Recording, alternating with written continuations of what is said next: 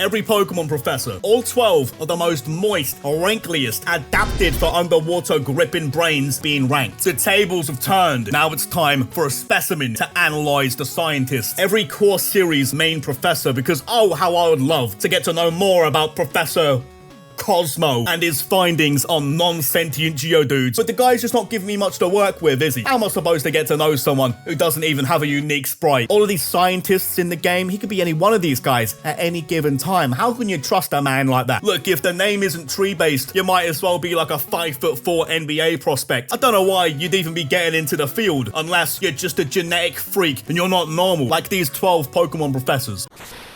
Can't lie to you, completely forgot who Gala's main professor was. Like, I knew Sonia was kind of the apprentice, but you know, the one in charge. I could confidently tell you that this is my first time ever laying my eyes on this character. I'd believe you if you outright told me this was a spin-off professor from Pokemon Trose. As far as I know, she slaps a bit of Dynamax ice on your wrists, sends you and Hop on your way out into the wilderness, and then hibernates in her now valued £2 million house she likely paid for with a tin of beans and a shepherd's pie recipe, watching Dickinson's Real Deal for the rest of the game, and presumably the rest of her life. She probably only cared about the whole Darkest Day kicking off because all the news outlets were dominating control of the TV right as Coronation Street was about to come on. By default, she has to be the worst professor, right? Since she's effectively in retirement. More of a passing of the torch to Sonia Professor. Either that or Sword and Shield are just stupidly forgettable, which I don't really think they are. Nothing really against them, but what else can I say? Zero aura. See, Johto, if Emerald isn't the top one, it's the only other option for me personally. I'm telling you that you know my judgment is fair and true. Professor Elm is a certified sideman. Guy doesn't even introduce you in his own game. You still get Professor Oak. 10 minutes after meeting Professor Elm, Oak even shows up like, yeah, nice one, I'll take it from here. You just leave the Pokedex handling and that to me, alright? It is kind of fitting that Elm seems like a massive overthought. It goes hand in hand, because Johto as a whole, it really is just Kanto's sideman anyway. Just can't seem to get out of that 90s poker craze Kanto shadow. Even Giovanni's kid is grifting him. How did he even let this happen? He's got his Pokemon mounted on a desk in the middle of his lab, like he's displaying the Master Emerald. Even his 10-year-old's busted out a diamond heist, full on suction cups on the ceiling and all. Or Elm's just a bit thick, just incompetent. I think he's just a bit of a pushover. I reckon Silver just fell through the window and went, mine. And Elm went, okay, geez, stop it. Professor Elm specializes in Pokemon breeding.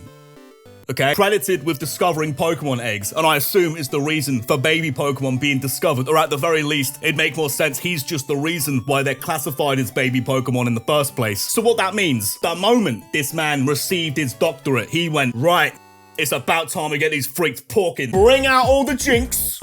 Yeah, get him real drunk too. Arguably, he is the evil mastermind behind Smoochum ever existing. He must be the guy who chose that suspect name for it as well. Smoochum. Officers, please, leave the stolen chicoria. This man needs his PC checked.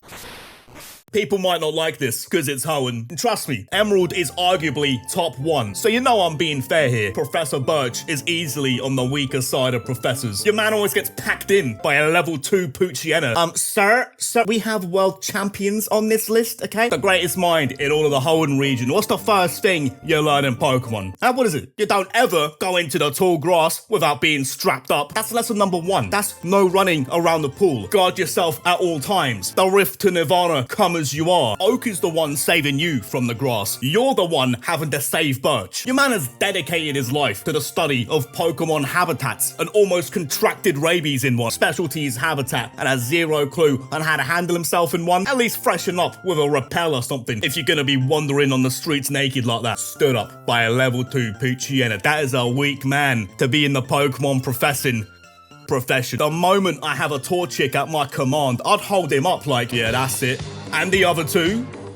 Today, hurry up. Even just generally speaking, I never really thought much of Birch, but something about him just has this weird aura to me. Looks like he'd be someone's modest cartoon avatar they use online, but as soon as you check the Insta, they're like £300. No chance this man, this PNG YouTuber, has the same voice as Yami Yugi. I'll tell you, Pharaoh Atem, he would have handled business much differently. Would have sent that Poochyena straight to Doom Eternal after it loses a Shadow Gamer fetch. But whoa, maybe I'm a bit too harsh on the White Woodman. He does give you a Johto Pokemon as well, so you know what, fair play. Yeah, any man who offers me Totodile could only be a real one.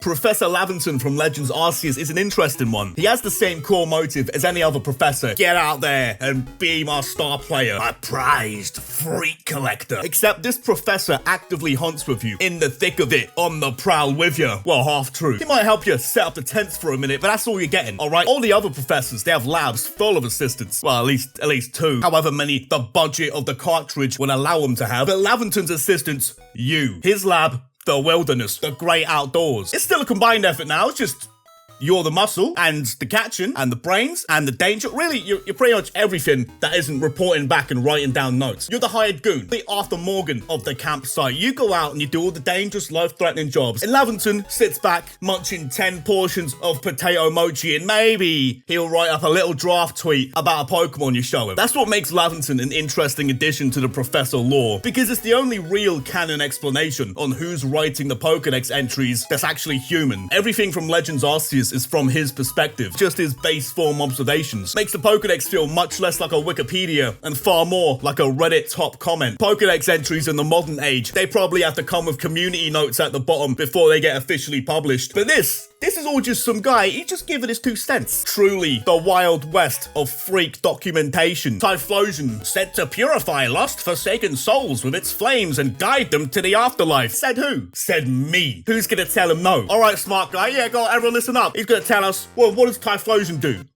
Exactly, pipe down. Like, he got the first dibs on all of the information out there for some of these. Like, he just threw the word aura for Lucario's powers, and now he's a furry icon. Laventon brings back that nostalgic safari feel Pokemon had early on. Like, there's still so much to be discovered, and you don't necessarily know what's out there and what they could do to you. Like, yeah, actually, we don't know what his deal is either. He just jumps in the cupboards and all that. Like, yeah, you know, I'm the professor and all, but, you know, you're seeing the same thing I am, so I can tell you what he smells like. He likes to eat berries. But that's, yeah, he's just sort of a freak aside from that. In the modern age, the professors already know everything about Pokemon. Don't even think they care about the Pokedex getting complete. Once one person's done it, the world's done it. It's all on Bulbapedia, okay? There's only so much you can document about a Geodude in the year 2024. Unless you see one with a pair of legs, don't even bother wasting a professor's time sending that up to the box. Laventon made the Pokedex so much more personalized. Imagine every region's professor had their own Pokedex based on their unique observations like this. The lore would be quite insane. Oak could have like a Bible's worth on muck entries, but now it's all borderline AI. There's nothing borderline about it. Oak outright says it documents them automatically. It already was AI back in 1996 anyway. The only difference is now Dexter would probably talk to you in that brain-melting TikTok voice. Now he's got options on him. You can either listen to Muck's entries in the voice of Joe Biden or Peter Griffin.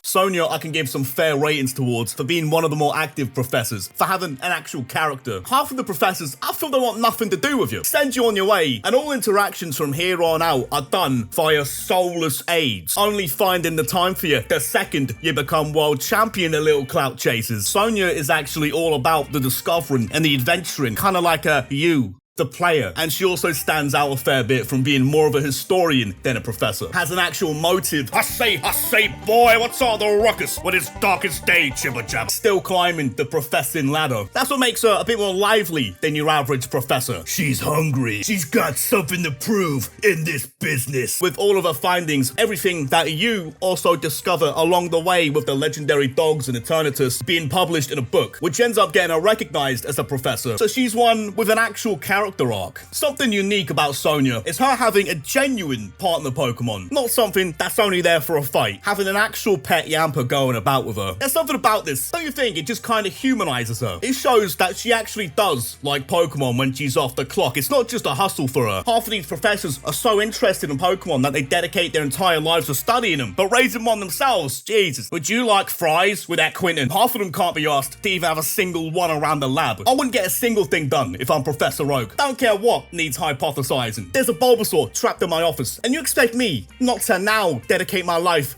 to playing with him. But I'm surprised the professors don't at minimum have a specific helper Pokemon. It makes them look so much more clinical just being Pokemon civilians. I feel like a few of these guys, they'd sooner dissect a Poliwag than they would pat it on the head. Like Rowan, you own a Piplup and you carry it around in a briefcase. Gee, do you even like Pokemon? Professor Sycamore, a bit of a trendsetter, I think we can all say. The gateway for professors in recent generations, also receiving the title of Daddy has a banger field of expertise, gets the Mega Evolution specialty, discoverer of the Zygarde Cube. But as far as the Kalos games are concerned, he might as well have discovered the GS Ball. A professor who's actually about it, fights you here and there, keeps you on your toes. I guess because he's one of the first professors who's actually in his physical prime, so he actually gets involved in what's going on. Damn, level 2 Poochyena out there.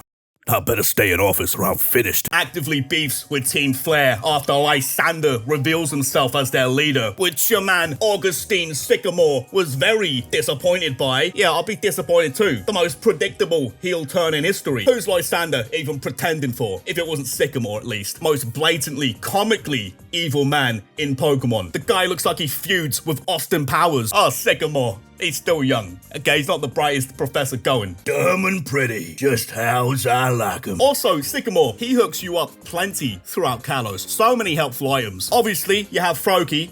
You probably chose Froakie. And the Pokedex for HM Fly, Mega Ring updates to detect hidden Mega Stones, Oval Shiny Charms for completing the Pokedex, not just a laminated sheet with a big thumb up on it. Even buys your travel card, so you don't have to bump the train to get to the non-existent post-game. And the most thoughtful of all, gives you the Kanto Trio option very early game. The very first in-person meeting, no strings attached, no Pokedex filling, no action replay hacking required. It's on the house. Very valuable Pokemon to just be chucking away. Man, there's gotta be something wrong with these. That Squirtle, he's on Temu, isn't he? He's made of ceramic. I can see it. Hope he's at least worn off the serial numbers on those Pokeballs so nothing dodgy gets traced back to these kids. Giving me a Totodile or Cyndaquil is one thing, but just throwing me one of the Kanto Trio, a tax-free Bulbasaur. Sycamore's a top guy. Rowan always just struck me as like your strict head teacher. The man responsible for getting Yu-Gi-Oh cards banned off the playground. No nonsense, 4-4-2 formation, toe punting the ball professor in. Like a mentor figure, gets a bit invested in the plot. He's backing you 100% of the way and doesn't just completely sit in office while space terrorists are at large. Actively mugging off Team Galactic to their face like the jobbers they are. Specializes in Pokemon evolution and form changes. And looking at Sinnoh's Pokedex, the man is no slouch. For all we know, he single-handedly finished Johto's Pokedex, even threw in a few baby Pokemon as a wee freebie, did Elm's job for him. No idea how Munchlax. How did Professor Elm let Munchlax slip under the radar? That's some sloppy breeding work right there. The amount of evolution methods there are, many of which are still being made and added to the games. Decades of experimenting off zero hints other than elemental stones and battering enough other Pokemon till it glows white and expands. Decades just aren't enough experimenting for that. He needs to get down to Paldea and have his consciousness hooked up to a Roomba. The guy must have raised about 60 level 100 Machokes in his 60 years of living, clueless on how Machamps even exist. Till one day, he just plays the lottery, does a little wonder trade, hustling strangers, level 2 Bidoof. Have that, you bastard. Then he gets him a choke traded to him, sees the evolution cutscene kicking off like, you're taking this whole time. All I had to do was pass him off to someone. I could have chucked this ball in my neighbor's back garden and figured it out after all these years. Oh, those poor Bidoof. So many perished training. That's between me and Arceus now. A seasoned veteran of the sport, Oak Sr. Oak may be the wood at the top of the professor tree, but Rowan is still his superior officer. 10 years more experience, calls him his junior, implies some kind of mentorship was involved perhaps. The legacy he's leaving behind with. Then he's got Barry, Dawn, you the player, even gave Cynthia her first Pokemon. He's raised some killers under his mentorship. If you include Oak, that's at least 3 champions he's guided. But wait, he gave Cynthia her first Pokemon. You're on about Garchomp. Rowan handed her a Gibble. Yeah, it's her first one, so I just gave her something easy. How awful could he be? He's just a fat little land shark, ain't he? Right, I know being behind the wheel for the first time can be very intimidating. It's your first driving lesson, so I'll put you down on the insurance. For the Challenger 3, if you can manage one of these, you can manage anything you want, mate. Rowan is a real one. The Sinnoh starters he offers, they're already top shelf. He hooks you up properly. Oak's not exactly handing out Dratinis, is he? I'd be so fuming to kick off my trainer career in Pokemon Yellow. What do you mean I'm getting an Eevee? They're handing out Shark Dragons down in Sinnoh. Where did you even find this yellow rat from? You don't even have a ball for him. Where's his ball? Where's his ball? Samuel, look at me. Whose Pikachu is this?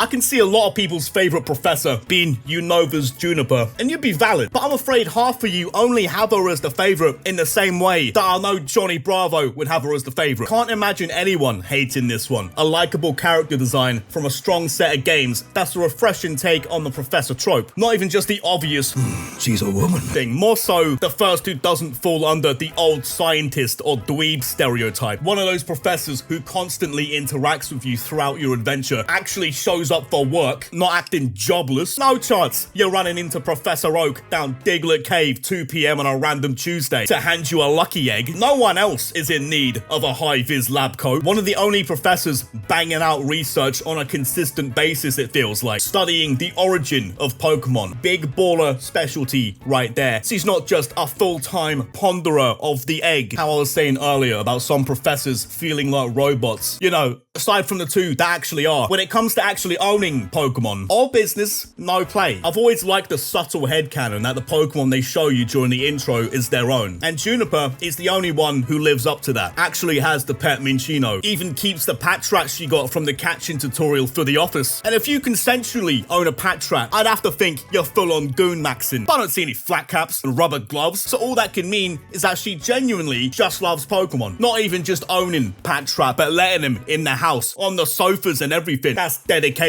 to the craft right there. She's documenting Pokemon lounging about. What do you know? Patrats are big fans of young Sheldon. It's also nice to have a professor here and there that cares a bit. Not even just actively invested in your adventure. Sometimes it's just the little things, you know? Send your first Pokemon professionally gift wrapped like a Millie's cookie. One of the more thoughtful professors likes to check up on you here and there. Nice little catch up on the old X-transceiver. While Professor Elm's at home making Hitmonlee and Hitmonchan kiss, Sada and Turo are in the trenches. Were. They perished in the trenches. Even had the foresight to know it was gonna happen. Had an AI failsafe. Have there been any professors who've demonstrated this kind of intelligence? Like, there's scientist intelligence. Oak making the Pokedex is a big technological notch down in his robe. But then there's like universal intelligence, where you're making one-to-one robots of yourself and unlocking time travel. You know, there's a bit of a skill gap there. Back down to describing Pokemon like, yeah, Lucario's aura, whatever, he's got aura, cool. Here I was thinking plain Scarlet. You hardly even get a professor. They're talking to me via satellite once or twice. Surprised Arvin even remembered he had parents. Then they go and bust out a genuinely good twist. I don't expect too much from Pokemon storytelling. The professors having a heel turn, you could suss that out. But them being dead, living on through AI versions of themselves, locking you in a hole in the ground, attempted murder where no one was ever gonna find you, along with the power to very realistically make sure there's nothing attempted about it. They're past world champion level, edging into secret boss territory. It's very lucky they only run into one of them. If Gen 9 ever got a complete version like Platinum and you face off against the both of them, then it's pack watch for you and your friends. You're getting tornado tagged straight into the 7th circle of the distortion world. I don't think anyone was expecting it to go this hard. See, someone like Kukui, he could probably spark you out in a fight, whether it be Pokemon or just with the hands. But these professors would have your very last moments be that of a Roman peasant in a hole with a lion. You all know there's only two real options for the top professor, but Kukui is absolutely worthy of being 1B to his 1A. Maybe vice versa, it could go either way. Easily the most active professor. I know Sun and Moon, they hold your hand a bit too much, but Kukui, he's holding hands around your skull like the great Carly. Guy doesn't give you a second to breathe. Permanent Alola tour guide. You'd think Jesse and James are with him the way he shows up every 20 minutes. Not far from Professor Oak in terms of social status. It seems like he knows a guy for everything. A celebrity on every island. He's so famous. You think he's the masked royal or something. Oak may have been a world champion, but world heavyweight champion is a completely different box of frogs. But he is also the Professor Oak kind of world champion on top of that. And a current champion still in his mental and oh baby, his physical prime. You'd need to be in your absolute physical prime. I don't think you understand just how much of a specimen you'd have to be to both live and operate in Crabrawler's natural habitat. That requires one very solid man. man. To be not only surviving in those living conditions, but living in paradise. That's the lifestyle of the double champ. Alright, to be fair, he made the league himself. The champion title is a bit flimsy there. He pretty much like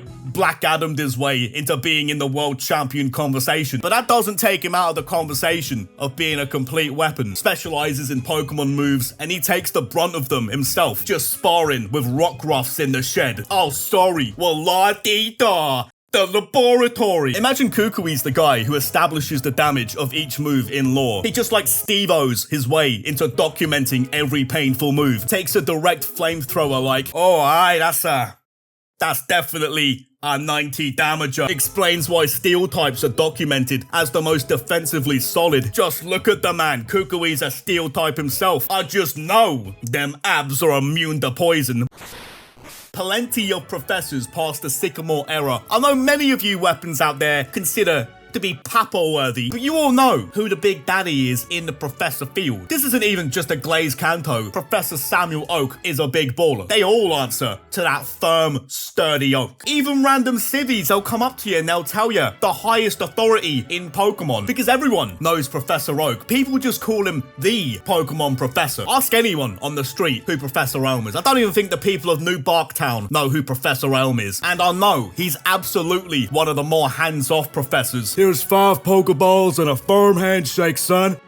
No, get out the lab, go on. Don't want to see your face again. Don't even think about coming home till you've captured every single one of God's beautiful creatures. But even then, professors don't necessarily need to play a huge role. Most of the time, none of them do. They're just there to read out a big number at the top of your Pokedex and dispense certificate. And or tell you, no Mew, no excuses. How long could it possibly take for you to explore all of South America? Indigo Plateau. No, I'm sending you to Brazil. So I am self-aware that Oak completely follows many things I've criticized professors for doing this whole video. In fact, he does every single one of them. Acts jobless, sits in office the whole game, doesn't play with Bulbasaur, can't be asked to deal with you the whole game, lets the interns handle the grunt work of communicating with you. Then he finally comes back from the shops getting that pack of cigs only after you're world famous. Guy just walks on into the Hall of Fame with you anyway. Who's gonna tell Oak no? Confirmed world champion. Oak was stepping into the Hall of Fame back when it was just called the Hall. Then his grandson Blue becoming a champion, bringing another world title to the Oak name. Them Oak boys, they have some peak genetics for both science and war. Or so you'd think, till you hear about all this yapping from him like, in my decrepit old age, these 3 Pokemon are all that remain. I grow weary after my days as a serious trainer. It's too late for me, boys. You boys must fulfill my dream of updating Bulbapedia. Talking like he's about to get clipped by the Mafia. Giovanni, he's just gonna send him on a little vacation, huh? You thought Samson Oak was a cousin. Nah, the guy's in federal protection. What's with all the deathbed talk? What is this, Diabra? Always with the drama. You just turned 50. He's only 50. He's talking about that age like he's a Zoomer. Now you boys must finish my work for me. I read TikTok comments and my life was finished 26 years ago. Everything about Oak is built up from what you don't see. He has this effortless mystique that everyone else has built up for him. You know he's a world champion, but he doesn't waffle on about it. You know he's the #1 guy in Pokemon knowledge. Near enough anything scientific is discovered, it's a, I better run this one by Oak first kind of deal. He's like this omniscient entity in Pokemon, the all-knowing and powerful Oak. Even invented the modern Pokedex. In another era, they'd have erected statues of this man with the body of a Machoke and the groin of a Barboach.